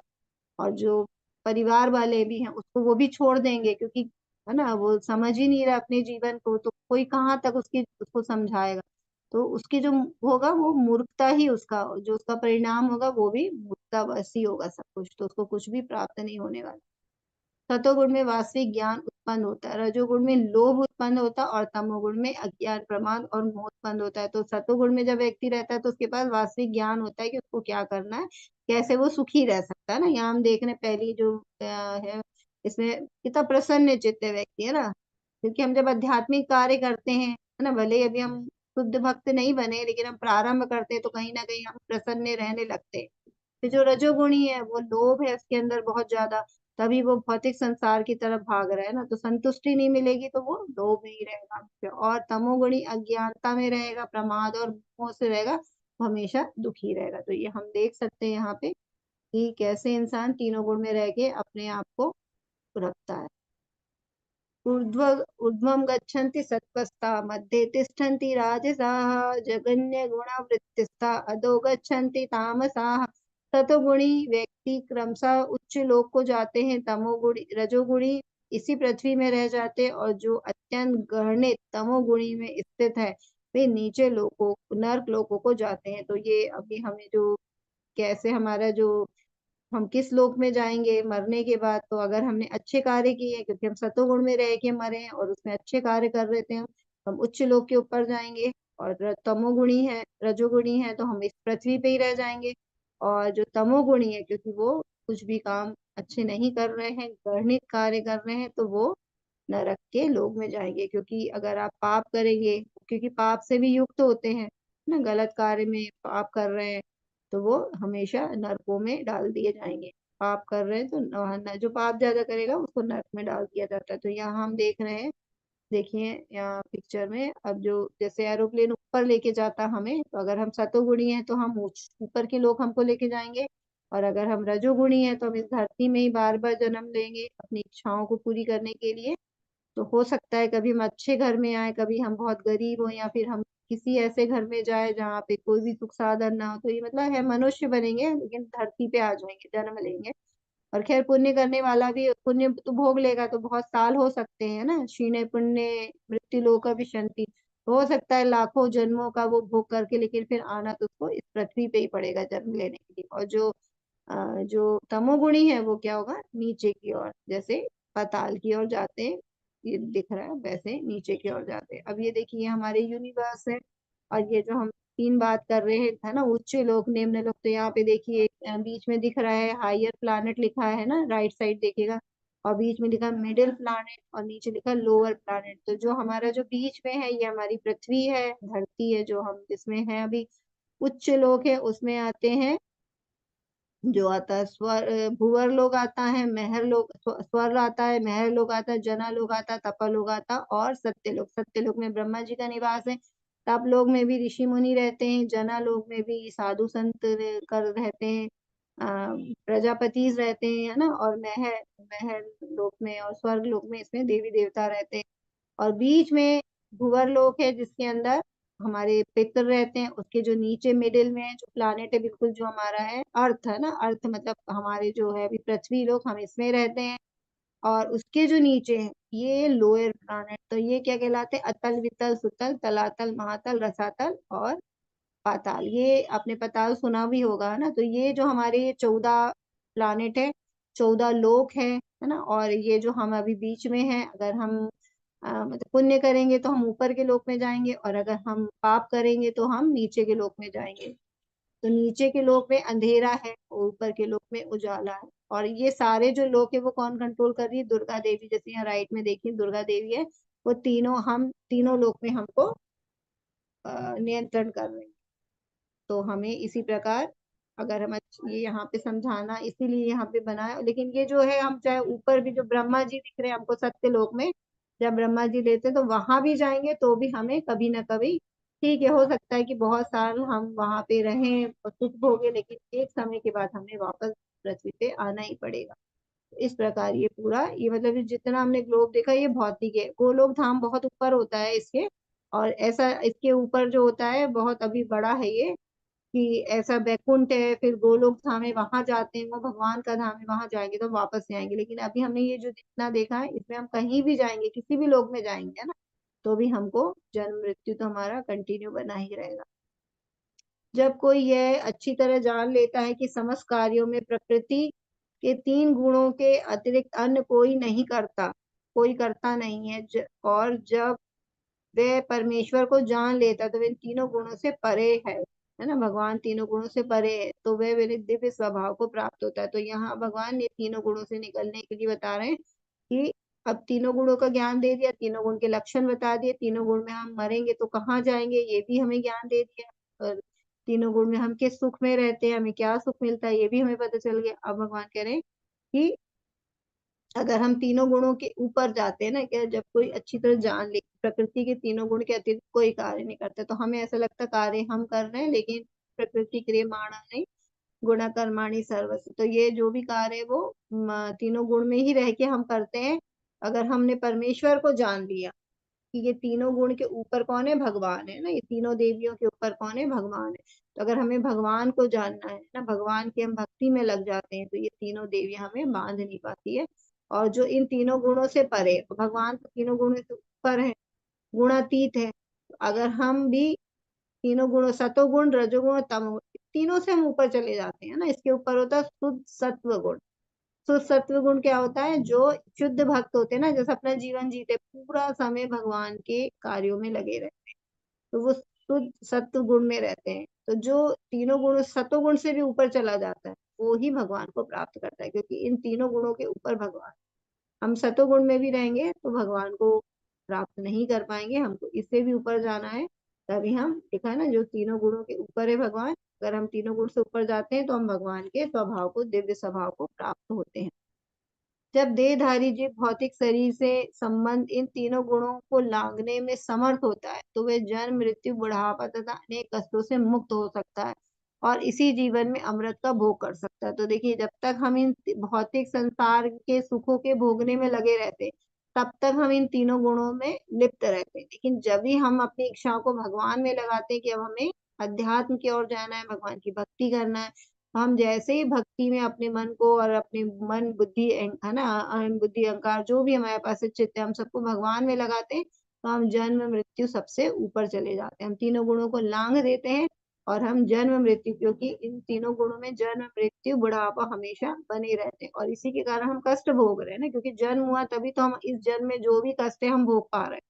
और मृत्यु होगी, मृत्यु तो बहुत बड़ा कष्ट है, मतलब जन्म के समय भी हमें बहुत कष्ट हुआ लेकिन हमें याद नहीं, लेकिन मृत्यु के समय तो हमको जो कष्ट होगा हमें याद है ना। शास्त्रों में लिखा, कितने मतलब अभी याद नहीं आ रहा फिगर, कितने बिच्छू जैसे काटते हैं ना शायद, अभी सॉरी मेरे को याद नहीं आ रहा, कुछ 40 बिच्छू या कितने ऐसे कुछ हैं, कितने बिच्छू काटते हैं, जब उसका जो दर्द होता है तो उसके समान हमें मृत्यु के समय कष्ट होता है। इतनी जल्दी से हमारे शरीर को ये आत्मा छोड़ती नहीं है, क्योंकि आत्मा भी क्या होती है ना, इस शरीर से लिप्त हो जाती है, इस शरीर में रहते रहते रहते रहते उससे आसक्ति हो जाती है। तो जब भगवान इस आत्मा को खींचते हैं इस शरीर से तो बहुत कष्ट होता है।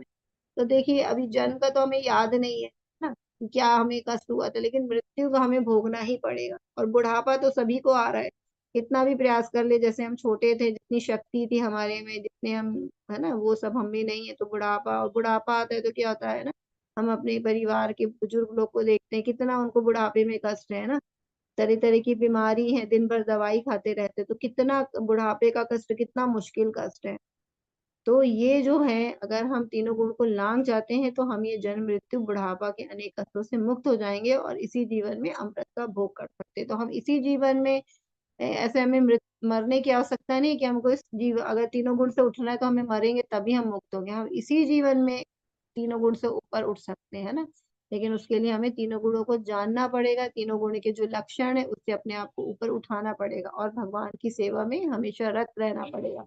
जैसे शुद्ध भक्त होते हैं, अनन्य भक्त होते हैं, भगवान की सेवा में लगे रहते हैं ना, तो वो तीनों गुण से ऊपर हो जाते हैं, है ना, शुद्ध सत्व गुण में चले जाते हैं। तो हमको भी अगर वहां तक पहुंचना है तो हमें भी भगवान की भक्ति या भगवान की शरणागति लेनी पड़ेगी। अर्जुन ने पूछा, हे भगवान, जो इन तीनों गुणों से परे वे किन लक्षणों के द्वारा जाना जाता है, उनका आचरण कैसा होता और वे प्रकृति के गुणों को किस प्रकार लांघता। तो ये बहुत सुंदर प्रश्न है, हम लोग के मन में आना चाहिए। अर्जुन ने हमारे लिए ही ये प्रश्न पहले ही भगवान से कर लिए हैं, ताकि अब हमें पता चले, हमने जान लिया तीनों गुण के बारे में बहुत विशेषता, तो अब हमें पता होना चाहिए हम ये तीनों गुण से कैसे अपने आप को ऊपर ला सकते हैं, है ना।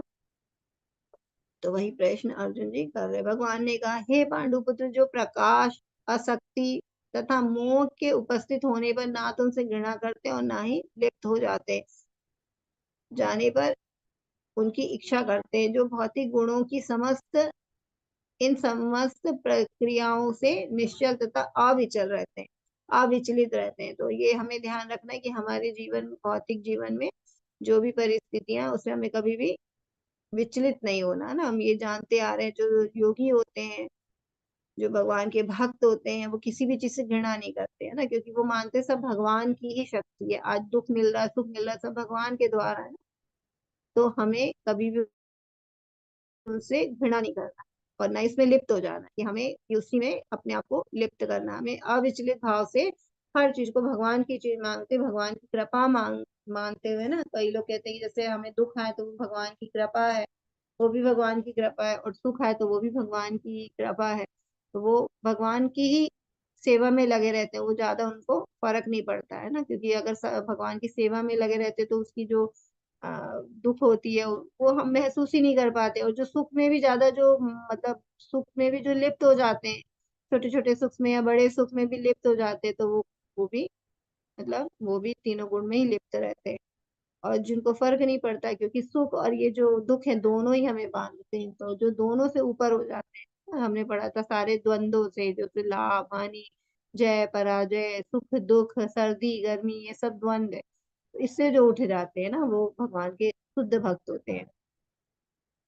तो भगवान कह रहे हैं कि जो किसी से घृणा नहीं करते, मतलब किसी भी चीज से घृणा नहीं करते, और उसी में वो, और ना ही लुप्त हो जाते हैं, है ना, ना ही उनको पाने की इच्छा करते हैं, और ना ही उनसे किसी भी चीज की अगर वो सामने है तो उसको भोगने की भी इच्छा नहीं करते। भौतिक गुणों की समस्त प्रक्रियाओं से निश्चल अविचलित रहते हैं, और ये जानकर कि केवल गुण ही क्रियाशील है। और हमें पता होना चाहिए कि कोई ना कोई गुण में तो कार्य करेंगे ही, है ना, प्रकृति जो माया है देवी, वो कहीं कोई ना कोई गुण हमारे पास भेजती रहेगी, कोई ना गुण कार्य करता रहेगा। लेकिन हमें उदासीन रहना, किसी भी गुण में हमें लिप्त नहीं होना, और कोई भी गुण में हमें, मतलब कोई भी गुण, तीनों गुण के लक्षण हमें पता है तो हमें उससे बचते हुए भगवान की भक्ति में लगे रहेंगे, क्योंकि हम अपनी इंद्रियों को रोक नहीं सकते भौतिक प्रकृति में लिप्त होने के लिए। लेकिन अगर हम इन भौतिक इंद्रियों को भगवान की सेवा में लगा देंगे तो ये कभी भी भगवान, ये जो भौतिक संसार की जो इच्छाएं हैं ना, उससे हम परे हो जाएंगे, उससे ऊपर हो जाएंगे। जो अपने आपस में स्थिर है और सुख तथा दुख को एक समान मानते हैं ना, वही दुख और सुख को एक भाव रखते हैं।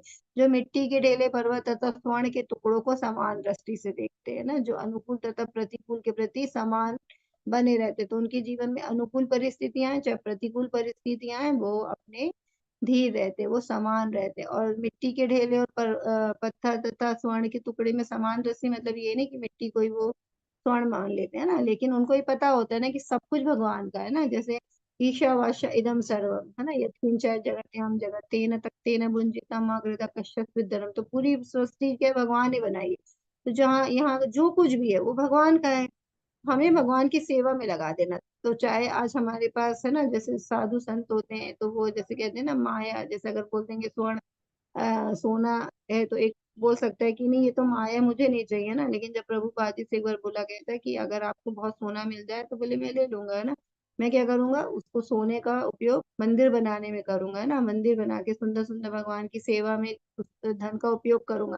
तो इसलिए जो सही दृष्टि होती है जिनकी, शुद्ध भक्तों की, वो किसी भी चीज में भेदभाव नहीं रखते, उनको मालूम है सब भगवान का है ना, और वो हर चीज को भगवान की सेवा में लगा देते हैं। तो इसी प्रकार जो धीर है, जो और प्रशंसा तथा बुराई, मान तथा अपमान में समान भाव में रहते हैं, जो शत्रु तथा मित्र के समान समान व्यवहार करते हैं ना, मतलब उनके लिए क्या होता है, सबके अंदर भगवान का वास है। हमने जाना ना, सब प्राणी के अंदर जो जीवित इकाई है ना, सब में क्या है, जीवात्मा, मतलब भगवान का ही अंश है। तो वो इस दृष्टि से देखते हैं कि चाहे वो मित्र हो चाहे वो शत्रु, है ना। देखिए जो साधु संत होते हैं उनका कोई बहुत बड़ा मित्र भी नहीं होता और बहुत कोई शत्रु भी नहीं होता, है ना। सब की प्रसन्नता के लिए वो कार्य करते हैं, वो अपने लिए कार्य नहीं करते, सबकी प्रसन्नता, मतलब सबको फायदा हो, सब इस कलयुग में, क्योंकि वो जो अपनी साधना करते हैं उसका भी फल वो खुद नहीं रखते। क्योंकि अगर वो साधना का भी फल वो खुद रखेंगे तो वो उसके फल से भी आसक्त हो जाएंगे, है ना। वो अपने जो साधु लोग यज्ञ करते बड़े बड़े, हम देखते हैं ना कि वो वहां की जनता के लिए करते हैं ताकि सबका कल्याण हो। तो वो शुद्ध भक्त है। तो वो किसी भी चीज से बंधते नहीं है, और किसी भी अपना शत्रु मित्र किसी को भी नहीं मानते, उनके लिए सब समान होते हैं। जिन और जिन जिसने सारे भौतिक कार्यों का परित्याग कर दिया, ऐसे व्यक्ति को प्रकृति के गुणों के अतीत कहते हैं। तो जो भौतिक कार्य है ना, भौतिक कार्यों का परित्याग, तो हमें लगेगा भौतिक कार्य का परित्याग हम कैसे कर सकते हैं ना। तो हमें परित्याग कुछ नहीं करना है ना, हमें क्या करना, बस हर चीज को भगवान की सेवा में लगा दें, क्योंकि हमारे जो कर्तव्य है उसको हम छोड़ नहीं सकते। हम जहाँ पे हैं वहीं पे रह के हमेशा हमारे, अभी हमने आगे के अध्याय में भी जाना था ना कर्म योग में, कि हमें कर्मों का परित्याग नहीं करना है ना, एक तो हमें कर्मों के फल से आसक्ति नहीं रखनी है ना, सुख दुख कुछ भी आया हमें आसक्त नहीं रखना, सोचना सब भगवान के ही दिए हैं, जो भी है बस हमें क्या करना है, हर चीज को भगवान से जोड़ देना, सारे कर्तव्य के, जो हमारे जो हमारे परिवार वाले, उनको भी भगवान का अंश है उनके अंदर ना, हमको उनको भी भगवान से जोड़ने का प्रयास करना चाहिए, कि उनको भी हम भगवान का नाम लेने के लिए बोले, भगवान का, वो भी भगवान की कथाएं सुने, श्रवण करे। श्रवण का बहुत महत्व है नौदा भक्ति में, सबसे पहली भक्ति श्रवण आती है, तो उनको भी भगवान के कार्यों में हमें लिप्त करना चाहिए, है ना। तो इस प्रकार हम उनको भी जोड़ेंगे और हम भौतिक कार्यों से हम क्या होंगे, लिप्त नहीं होंगे, सबको भगवान की सेवा में लगा देंगे, तो हम मतलब एक तरह से क्या होगा, हम तीनों गुणों से ऊपर उठ सकते हैं, और तीनों गुणों से हम ऊपर उठेंगे तो हम मतलब गुणातीत हो जाएंगे और भगवान को हम प्राप्त कर सकते हैं। जो समस्त परिस्थितियों में अविचलित भाव से पूर्ण भक्ति में प्रवृत्त होता है, वे तुरंत ही प्रकृति के तीनों गुणों को लांघ जाता है और इस प्रकार ब्रह्म के स्तर तक पहुंच जाता है। तो ये अभी हमने चर्चा करी कि जो भक्ति करते हैं ना, समस्त परिस्थितियों में अविचलित, मतलब सुख दुख कुछ भी आए लेकिन वो भाव से पूरी, अपने भाव भक्ति से पूर्ण भक्ति में ही लिप्त है, और ये जब ऐसे ही अपने जीवन को जी रहे हैं तो वो ये तीनों गुण से ऊपर चले जाएंगे ना। और ब्रह्म, ब्रह्म का इसका मतलब भगवान को भी ब्रह्म बोला जाता है ना। ब्रह्म भूत प्रसन्न आत्मा न सोचती न कांचती, मतलब जो ब्रह्म, इसका मतलब जो ज्ञानी स्तर पे आ जाते हैं ना, उनको भगवान का पूरा ज्ञान रहता है, तो वो ब्रह्म स्तर तक पहुंच जाते हैं। और मैं ही उस निराकार ब्रह्म का आश्रय हूँ, जो अमृत्य, अविनाशी तथा शाश्वत है और चरम सुख का स्वाभाविक पद है। तो बहुत सारे लोग जो निराकार भक्ति करते हैं, भगवान को एक ब्रह्म ज्योति मानते हैं, तो भगवान कह रहे उस निराकार ब्रह्म का भी आश्रय मैं हूँ, है ना। और जो अविनाशी, तो भगवान अविनाशी है, भगवान का है ना, जन्म मृत्यु से नहीं, मतलब विनाश नहीं हो सकता, हमेशा शाश्वत है। और जो चरम सुख है, मतलब जो परम सुख शांति जो हमको चाहिए, आनंद चाहिए, वो सब भगवान से ही मिल सकती है। ये भगवान के ही गुण है ना, तो वो स्वाभाविक पद हमें भगवान से मिलेंगे। तो देखिए अभी कई लोग कहते हैं निराकार है ना, तो अब सोचिए निराकार चीज आती कहाँ से है ना, साकार से। अब फूल देखिए जो फूल की खुशबू है ना, वो निराकार है, उसका कोई आकार नहीं, लेकिन वो आ किससे रही है, फूल एक आकार है ना, फूल का आकार देखते हैं हम, फूल से आ रही है, तो वो भी कहाँ से आ रही है, एक साकार से ही निराकार मिल रहा है ना। अब सूरज की किरणें हैं, उसका कोई आकार नहीं है ना, जहाँ देखिए सब जगह आती है, तो वो उसका निराकार है, कोई आकार नहीं है, लेकिन वो आ किससे रही है, सूरज से आ रही है, तो वो आकार से। तो हमेशा जो निराकार चीज होती है ना, वो साकार से आती है।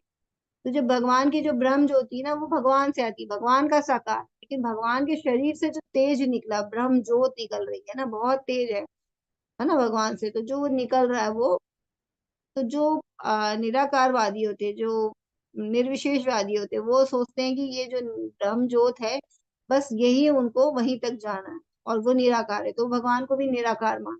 लेकिन साकार से ही निराकार चीज की उत्पत्ति होती है, भगवान से ही ये ब्रह्म ज्योति आ रही है। यहाँ स्पष्ट रूप से भगवान ने लिख भी दिया कि ये निराकार जो ब्रह्म है, उसका आश्रय मैं ही हूँ, मतलब मुझसे ही आ रही है ना।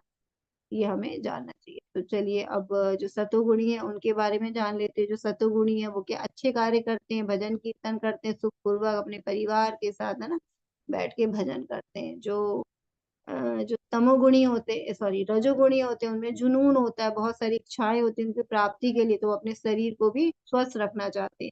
अब शरीर को स्वस्थ रखने तो लगेगा ना, योगा करे तो अच्छी बात है, अच्छी बात है, लेकिन हमें शरीर का उपयोग कहाँ करना है ये भी पता होना चाहिए ना। वो शरीर को स्वस्थ रख के खाली भौतिक कार्यों में ही 24 घंटे लगे हैं ना, भगवान के लिए वो कुछ नहीं कर रहे दिन भर में, जिसने हमें भेजा है। और भगवान हमारे साथ है, अगर हम उसके बाद भी, हमारी जो आत्मा है वो भगवान के ही अंश है, और हम भगवान के लिए कुछ नहीं करे, अपनी आत्मा की प्रसन्नता के लिए कुछ नहीं करे, सारे कार्य हम सिर्फ शरीर की को स्वस्थ रखने के लिए कर रहे हैं, तो ये रजोगुण में आता है। अब जो तमोगुणी है वो कहते हैं अज्ञान में रहते हैं। तो देखिए यहाँ पे सब लोग लगे हैं ना अपने अपने मोबाइल में, कंप्यूटर में, वो अपने शरीर को भी नहीं, रात रात 2-2 3-3 बजे तक लगे हुए हैं। तो वो अपनी सेहत से भी खिलवाड़ कर रहे हैं, और वो अपने जीवन से भी कर रहे हैं, और अपने समय को भी दुरुपयोग कर रहे हैं, समय का भी, है ना। ऐसे दिन भर देखते रहेंगे जिसका कोई लाभ भी नहीं हो, ना तो भौतिक लाभ होगा उनके जीवन में उससे, ना उनका कोई आध्यात्मिक लाभ होगा, तो उनका जीवन उन्हें पता ही नहीं हमें कहाँ ले जाना। तो ये तमोगुणी अज्ञानता में। अब हम समय उठने और सोने के समय से भी हम जान सकते हैं कि हम किस में, क्योंकि हमें अब लग रहा है ना कि हम कौन से गुण में। और आप लोग थोड़ा अपना परीक्षण जरूर करिएगा, ये अध्याय हम परीक्षण करने पे के लिए चिंतन करने ही करना ही चाहिए, जान के कि हम किस गुण में है ना। तो अब देखिए अगर जो 5 बजे उठता है सवेरे है ना, और फिर वो भगवान की चैंटिंग करता, माला करता, क्योंकि भक्त लोग है ना 4:30 बजे उठते हैं, पहले मंगल आरती अटेंड करते हैं, फिर वो माला जपा करते हैं 2 घंटा है ना, उसके बाद फिर अपने दैनिक कार्य करते हैं, भगवान की पूजा पाठ करते हैं, और फिर वो अपने रोजमर्रा के जो कार्य होते हैं, क्योंकि 7-8 बजे से पहले तो कोई भी नहीं जाता ना, अपने जो भौतिक संसार के कार्यों में नहीं लगता है। तो इसीलिए जो है वो सतोगुणी जल्दी उठते हैं, और जो तमोगुणी रजोगुणी है वो 8 बजे उठते हैं, तो जो सो के 8 बजे उठते हैं वो रजोगुणी है। और तमोगुणी है वो 11 बजे। तो देखते हैं आजकल हम देखते हैं ना बहुत सारे लोग हैं जो 11 बजे उठते हैं ना, और सोते ही लेट है वो, इसीलिए 11 बजे उठते हैं, तो वो बुरी तरह से तमोगुणी है। देर से सोएंगे, देर से उठेंगे ना, जागने की गतिविधि से जान सकते हैं। जो सुबह उठ के कीर्तन करते हैं वो सतोगुणी है, जो योगा करते हैं, अपने शरीर पे बस ध्यान देते हैं, तो वो रजोगुणी है। और जो उठते ही मोबाइल उठा लेते हैं है ना, और बहुत देर तक वहीं पे स्क्रॉल करते रहते हैं, और समय का भी ध्यान, एक तो देर उठते हैं और फिर वो अपने शरीर, अपने पूरे समय को ऐसे वेस्ट करते हैं, तो वो तमोगुणी। अब हम ये जान सकते हैं हम कौन से, हमारी जो पुस्तकें उसमें हमारी जो रुचि है, तो उससे हम पता चल सकता है कि हम किस गुण में, अगर हम अध्यात्म पढ़ने में रुचि रखते हैं तो हम सतोगुणी हैं। अगर हमें ऐसे ही कोई भी किताबें पढ़ने में इंटरेस्ट है ना, जैसे हम कैसे पैसे वाले बने, कैसे हम स्वस्थ शरीर कर सकते हैं, अगर हम हमारा इंटरेस्ट इसी में है तो हम लोग तमो रजोगुणी है। और अगर हम कॉमिक पढ़ते हैं जिसका तो कोई भी हमें लाभ नहीं होना, ना तो भौतिक स्तर पे लाभ होना है, ना हमें आध्यात्मिक स्तर पे लाभ होना है, तो वो तो मतलब कहानियां है ना, फालतू की कहानियां, वो तो इसका मतलब कोई सिर ना पैर कहते हैं ना, झूठी कहानियां है, सच्चाई भी नहीं उसके अंदर कि कोई सच्ची कहानी है, लेकिन उसमें उनका इंटरेस्ट है तो वो तमोगुणी है। और सोने के समय से जान सकते हैं, जो 9 बजे सो जाता है वो सतोगुणी, क्योंकि वो जल्दी सोएगा और जल्दी उठेगा, क्योंकि उसको 5 बजे उठना है, 4 बजे उठना है, तो वो समय से सोएगा।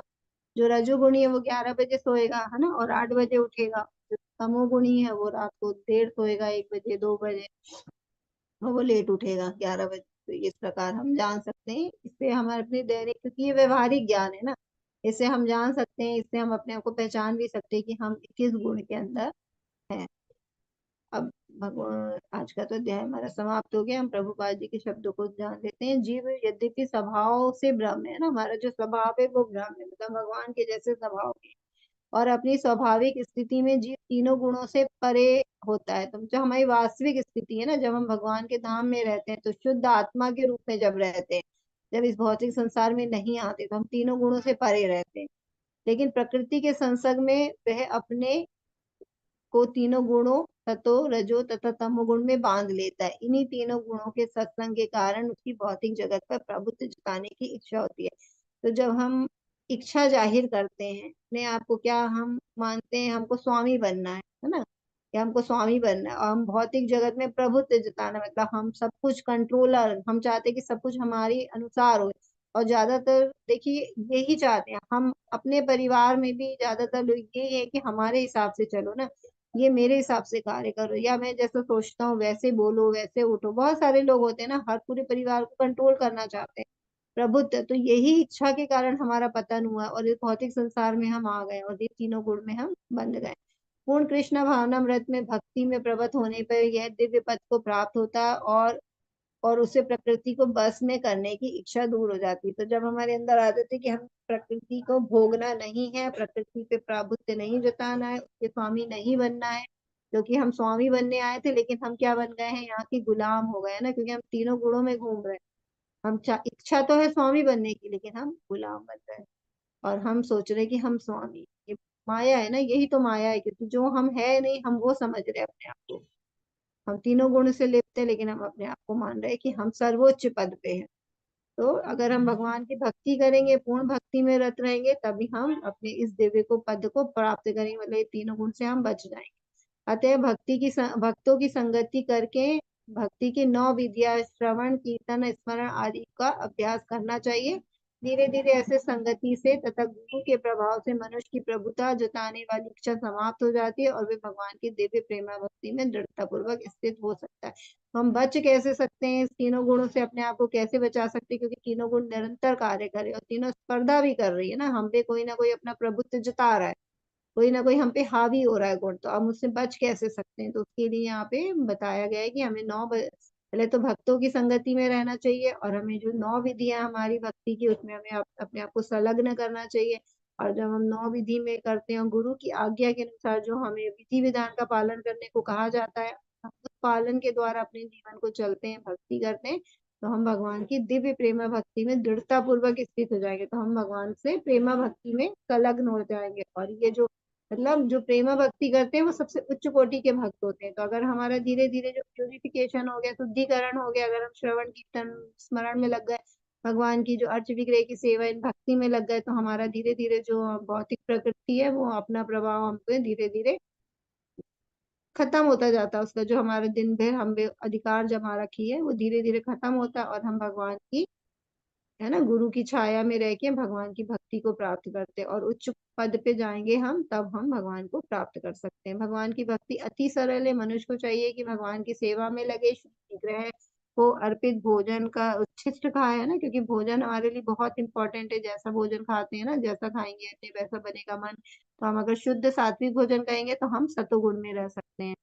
भगवान के चरण कमलों पे चढ़ाए गए पुष्पों को सूंघे तो हमारे जो सेंसेस है ना, क्योंकि ये हमेशा विचलित रहते हैं, वो अपने इंद्रिय भोग में लगे रहते, तो हमको क्या करना, बस मोड़ना है। जैसे आंखें अच्छा देखना चाहती है तो वही भगवान के अर्च विग्रह दिखाई है ना, धाम यात्रा करो, वहाँ अच्छे अच्छे जो भगवान के मंदिर है उसके दर्शन करे। तो ऐसे हम अपने आप को चेंज कर सकते हैं। हमारे पैर हैं, है ना, तो उनको यात्रा में ले जाना चाहिए। हाथ है, भगवान की सेवा में लगाए। जीभ अच्छा खाना चाहती है, अच्छा अच्छा टेस्ट भगवान का भोग अच्छा अच्छा बनाइए, भोग लगाइए भगवान को और खाइए।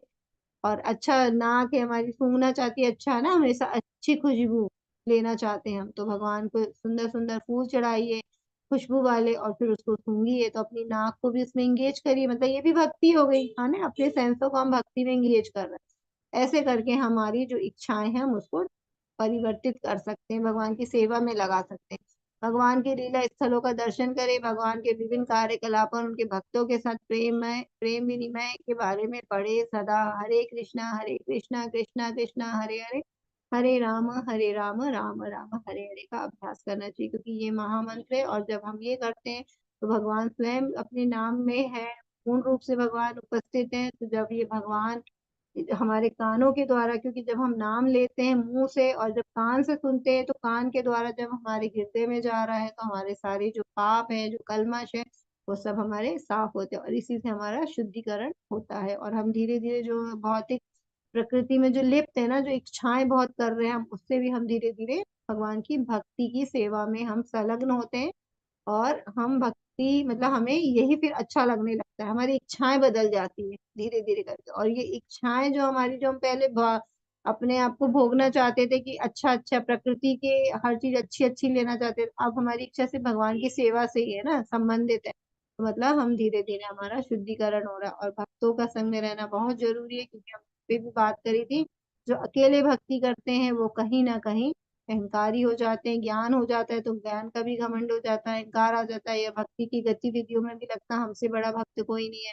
लेकिन जब हम भक्तों के संग में रहते हैं तो माया देवी भी हमें टेस्ट करती रहती, तो परिस्थिति कई बार ऐसी आती कि भक्ति करते करते हम क्या होता है, भक्ति की जो विधियां होती है उसको छोड़ देते हैं, क्योंकि परिस्थिति हमारी ऐसी हो आ गई है कि हम उनको नहीं कर पा रहे। लेकिन जब हम भक्तों के संग में रहते हैं तो हमें जब हम मतलब गिरने लगते हैं भक्ति से, तो दूसरा वक्त हमको हाथ पकड़ के खींचता है ना, और साथ में लेके चलते, तो सब भक्त हमको साथ में लेके चलते हैं। तो इससे हम कभी भी माया देवी के भी बंधन में नहीं आते हैं, और जो हमारी जो अहंकार है वो भी कभी आ सकता है, तो वो भी नहीं, तो हम मतलब बच सकते हैं कैसे भी दूसरी ये भौतिक परिस्थितियों में गिरने से, और हम भक्ति में बने रह सकते हैं।